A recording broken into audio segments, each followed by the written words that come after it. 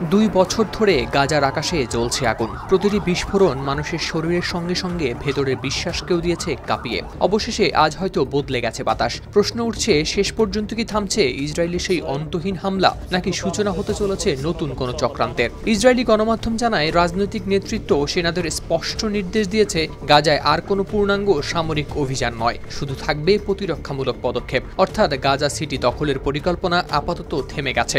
গাজায় যুদ্ধবিরতি চুক্তিতে পৌঁছাতে ফিলিস্তিনের স্বাধীনতাকামী সশস্ত্র সংগঠন হামাস যুক্তরাষ্ট্রের প্রেসিডেন্ট ডোনাল্ড ট্রাম্পের প্রস্তাবের বিষয়ে তাদের প্রতিক্রিয়া জানানোর পর ট্রাম্প ইতিমধ্যে ইসরায়েলকে অবিলম্বে গাজায় বোমা হামলা বন্ধ করার অনুরোধ জানিয়েছেন। ইসরায়েলের সরকারও সেনাবাহিনীকে বন্ধ করতে বলেছে গাজার হামলা।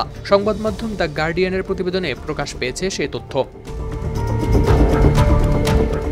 তবে এটি কেবল যুদ্ধ কৌশল নয়, বরং যুক্তরাষ্ট্রের প্রেসিডেন্ট ডোনাল্ড ট্রাম্পের শান্তি প্রস্তাবের প্রথম ধাপ বাস্তবায়নের প্রস্তুতি হিসেবেই দেখছেন অনেকে। ইসরায়েলি সামরিক বাহিনী এক্স হ্যান্ডেলে এক পোস্টে জানিয়েছে, রাতভর সেনাপ্রধান আয়াল জামির শীর্ষ কর্মকর্তাদের নিয়ে করেছেন বৈঠক, যেখানে প্রধান আলোচনার বিষয় ছিল কিভাবে জিম্মিদের মুক্তি নিশ্চিত করা যায়।